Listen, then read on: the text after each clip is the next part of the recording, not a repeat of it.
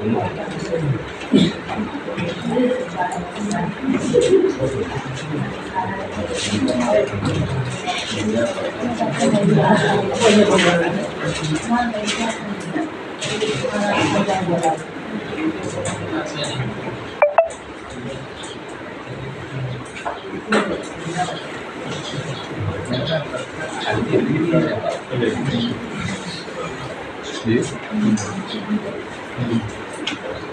pasti pingat masuknya masih paling kok.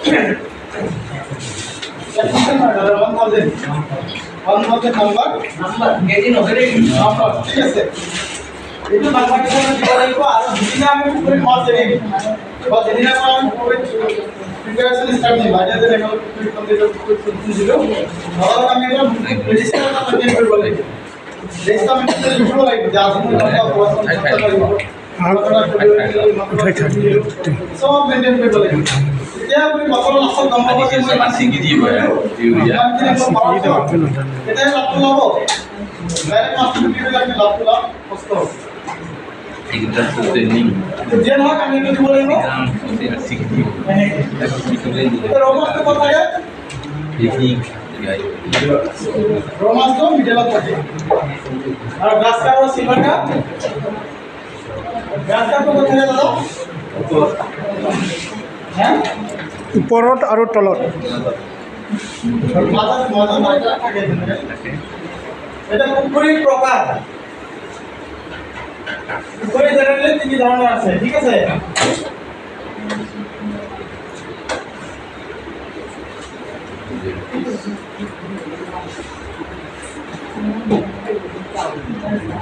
Nursery কোন company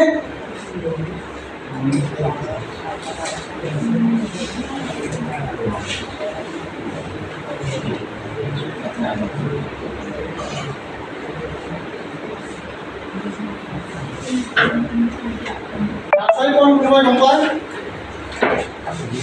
দাদা আপনি রেলুনা পুরি আছে এই পুকুরি কি পুকুরি হয় হ্যাঁ এই পুকুরি কি পুকুরি বলি হয় আমি তো এনে দুটা ভিডিওতে পাস করে দিছো তার পিছনে ইয়াতে রেলু খোলা দিছো কিন্তু রেলু খোলা তো পুরে এই কামে দাদা নার্সারি কোন ঠিক আছে নার্সারি কোন এটা আছে রিয়ারিং কোন এটা আছে আর এটা আছে গ্রো আউট কোন ঠিক আছে ঠিক আপনি নার্সারি কোন পাস করে এসেছেন ঠিক আছে নার্সারি কোন কিমান দিলে মাস করে আমি কিমান দিন পুরি মাস বিক্রি করেছি আমি এক বছর মানে রেনু চলালে এক বছর তাতে থাকে 8 মাস থাকে এই ইয়াতে রাখো এক মাস দেড় মাস রাখো তার পিছনে আমি পুরো ফিশারি পুরো পানি ঘুমাই দিই তার পিছনে ওটা পুরো একটা হয়ে যায় না এটা বলে তুমি ভালো নার্সারি বন্ধ থেকে 14টা 15 দিন আপনাদেরকে গছ কিনে আনে নার্সারি ঠিক আছে এই তেনেকে মাছৰ মাছৰ নাৰ্সাৰী কাটনা ইমান কেইদিনহে কৰিব লাগিব আৰু নাৰ্সাৰী বন্ধবিলাক সদায় গৰু গৰু থাকিব লাগিব ঠিক আছে সৰু সৰু কেলে লাগিব পুখুৰী যিমান সৰু হ'ব সিমান আমি মেইনটেনেন্সটো ভালকৈ কৰিব পাৰিম ঠিক আছে হেল্থ চেকআপ বা নেটিভ কৰিব লাগিব চুন দিব লাগিব চোৱা চিতা ভালকৈ বেলেগ মাছ যাতে সোমাব নোৱাৰে সাপ চাপ সোমাব নোৱাৰে প্ৰপাৰ বাউণ্ডাৰী চাউণ্ডাৰী ভালকৈ বেছে ভালকৈ বনাব লাগিব ঠিক আছে বা চৰাই যাতে সোমাব নোৱাৰে চৰাই সোমালে সোমাবিলাক খাই দিব এইকাৰণে সৰু সৰুকৈ মাছ কৰিব লাগিব ঠিক আছে আৰু এইটো 14 দিন কৰিব লাগিব 14 পৰা 15 দিন যোনে তোমাৰ ব্যৱস্থা কৰে তেওঁলোকে জানে এতিয়া 15 দিনলৈকে যিটো পালন কৰা হয় সেইটো কি কোৱা হয় ফ্ৰাই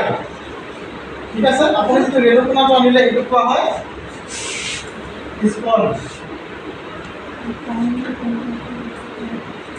স্পন পোনা ঠিক আছে এই স্পনৰ পৰা ফ্ৰাই হ'ব স্পনৰ পৰা ফ্ৰাই হ'লে কিমান দিন 15 দিন 15 দিন এই ফ্ৰাই পৰা আকৌ কি হ'ব এই নাৰ্সাৰী কোনৰ পৰা আমি নেক্সট ল'ব লাগিব ৰিয়াৰিং কোন ঠিক আছে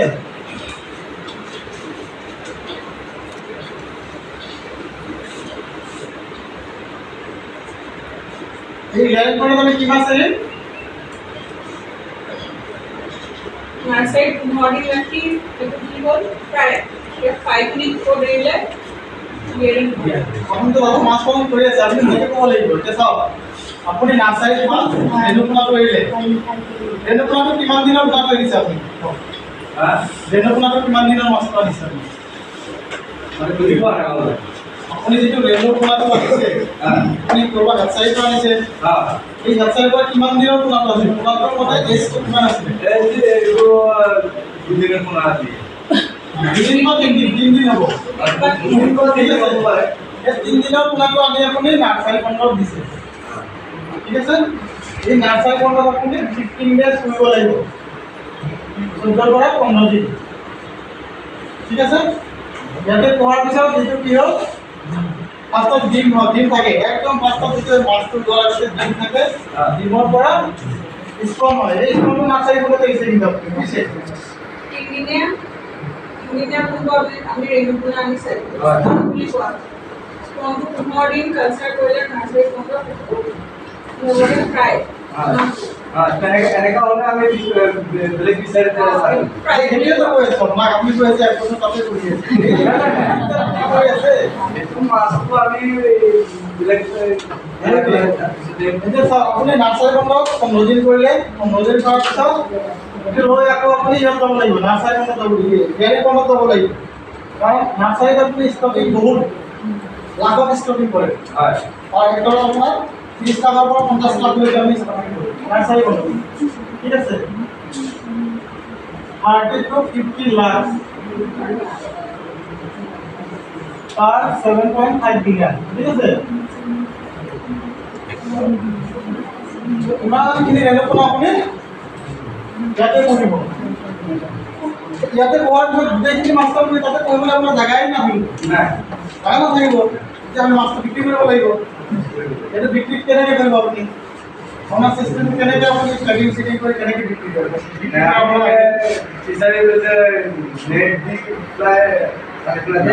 হাতৰ নিচিনা কৰা তাৰপিছত বিক্ৰী কৰি দিব লোকেল যদি ঘৰত বিক্ৰী কৰে তেতিয়া কি কৰিব আমি হাজোৰ পৰা আনিছোঁ অক্সিজেন দি হেৰি কৰি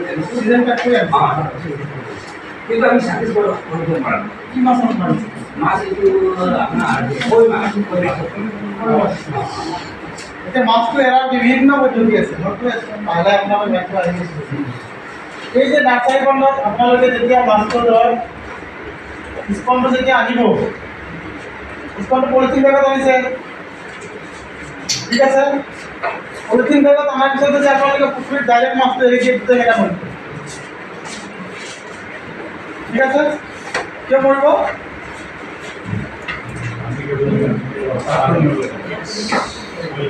ফাৰ্ষ্টত যিটো পলিথিনৰ যিটো ৱাটাৰ টেম্পাৰেচাৰ থাকিব পলিথিনৰ পানী যিমানখিনি গৰম থাকিব আপুনি য'ত মাছ এৰিব তাৰ টেম্পাৰেচাৰ একে নাথাকিব 1 নম্বৰ ঠিক আছে নেক্সট 2 নম্বৰ ধৰক ইয়াতে যিমানখিনি অক্সিজেন আছে বা বিভিন্ন পেৰামিটাৰ বেলেগ ধৰণৰ পেৰামিটাৰ আছে সেইটোতো নিমিলিব গতিকে ফিছটো ফাৰ্ষ্ট আপুনি এক্লিমেটাইজেশ্যন বুলি কয় মাছটো মানে এই পানীৰ লগত এডজাষ্ট হ'বলৈ 15 মিনিট মিনিমাম 15 মিনিট পানীৰ ওপৰতে থৈ দিব লাগিব ঠিক আছে 15 মিনিট থৈ দিলে কি হ'ব এই পানীৰ টেম্পাৰেচাৰ আৰু পলিথিনৰ টেম্পাৰেচাৰটো অলপ চিমিলাৰ হ'ব ঠিক আছে এই চিমিলাৰ হোৱাৰ লগে লগে কি হ'ব যেতিয়া মাছটো এৰি দিলে চাব এই মুখাটো তুলি দিয়াৰ লগে লগে আৰু ইয়াতে পানীটো একচুৱেলি যিটো পানী থাকিব এই পেকিঙৰ পানীটো অলৰেডি সিহঁতে ষ্ট্ৰেচত থাকিব ঠিক আছে যদি আপোনাৰ টেম্পাৰেচাৰ চিমিলাৰ থাকে বাহিৰৰ টেম্পাৰেচাৰ আৰু ভিতৰৰ টেম্পাৰেচাৰ চিমিলাৰ থাকে তেতিয়া এই পলিথিন বেগটো খুলি দিয়াৰ পিছত যেতিয়া পানী ডুবাই দিব মাছটো ধৰি ওলাই যাব আৰু যদি আপুনি ই নকৰে এক্লিমেটাইজেশ্যন যিটো কৰে পানীৰ লগত যদি 15 মিনিট ৰাখি নথয় আপোনাৰ ভিতৰৰ পানী যদিও লেতেৰা বাহিৰৰ পানী যদিও চাফা তথাপি ই ড্ৰাই হৈ নাথাকে আপুনি খুলি দিলেও পানীটো ভিতৰতে খুলিছে বুজিছে তেনেকৈ মাছটো বেছিকৈ মৰি যায় আৰু মাছটো এটা এনেকুৱা বস্তু মাছৰ বডি টেম্পাৰেচাৰটো সিহঁতে নিজে নিজে মেইনটেইন কৰিব নোৱাৰে কিন্তু আমি মানুহৰ টেম্পাৰেচাৰটো মানুহৰ বডি টেম্পাৰেচাৰ কিন্তু নিজে নিজে মেইনটেইন মানে নাই মানুহৰ বডি টেম্পাৰেচাৰ কিমান জানেনে দাদা মানুহৰ বডি টেম্পাৰেচাৰ মানে আমার বডি টেম্পারেচার 37 ডিগ্রি সেলসিয়াস ঠিক আছে আর যে ফারেনহাইটে যায় 98 পয়েন্ট কি আছে সামথিং 98.4 ডিগ্রি ফারেনহাইট ঠিক আছে এই যে মানুহৰ এই টেম্পাৰেচাৰ থাকিলে এতিয়া যদি আপোনালোকৰ বডি টেম্পারেচারটো জোখা হয় ইমান হ'বনে 98 হ'বনে না এটা হব 98 হ'ব মানে হ'ব চেল নহয় না আপনার যদি গাত জ্বর থাকে তেতিয়া 100 প্লাস হ'ব কিন্তু এতিয়া যদি আপোনাৰ এটা টেম্পারেচার থার্মোমিটার দিয়ে জোখা হয় চেল কিটো আহিব খালি এতিয়া বুলি নহয় আমি যদি ঠাণ্ডাৰ দিনতো জোখে বডি টেম্পাৰেচাৰ যদি মানুহৰ গৰমে থাকে বেমাৰটো নাথাকে টেম্পাৰেচাৰ নৰ্মাল মানুহৰ বডি টেম্পাৰেচাৰটো চেম কিন্তু মাছৰ ক্ষেত্ৰত কিন্তু উল্টা আমার ঠান্ডার দিনে তো সেম টেম্পারেচার আমি যদি বরফের জায়গায় যাও আমার বডির ভিতরে ঠিক টেম্পারেচার বাহিৰত আমি হাত দিলে ঠান্ডাটো ফিল হ'ব কিন্তু থাৰ্মোমিটাৰ যেতিয়া ভালকৈ দিব তেতিয়া ভিতৰৰ বডি টেম্পাৰেচাৰ দিব এইটো কনষ্টেণ্ট চেম থাকিব যদি বেমাৰ এটা নহয় মানুহজন যদি সুস্থ আছে আৰু জ্বৰ হ'লে অলপ ভাল কম কিন্তু মাছৰ ক্ষেত্ৰত বস্তুটো উল্টা মাছে মানে কনষ্টেণ্ট মেইনটেইন কৰিব নোৱাৰে আমাৰ বডিটো 37 থাকিব কিন্তু মাছটো কি হ'ব যদি আজি ঠাণ্ডাৰ দিনত 10 ডিগ্ৰী আছে পুৰা পলি চলি পৰিছে মাছৰ বডি টেম্পাৰেচাৰ আছে একদম এনভাইৰনমেণ্টত যিমান আছে পৰিৱেশত যিমান ক্ষেত্ৰত যদি ঠাণ্ডাৰ দিনত মাছে কেনেকৈ খাব হজম কৰিবলৈ হ'লে বডিত এটা গৰম লাগিব তেতিয়াহে হজম হ'ব মাছে হজম নহ'ব মাছে খাবলৈ মন নাযাব সেইকাৰণে কি হয় মাছটো অনাৰ লগে লগে আমি পুখুৰীত ডাইৰেক্ট এৰি দিছোঁ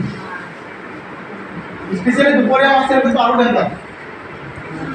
যদি এৰো দুপৰীয়া মানে ফাৰ্ষ্ট গৰম টাইম আহিলে এৰি দিলে একো নাই বাকীখিনি আমি কৰি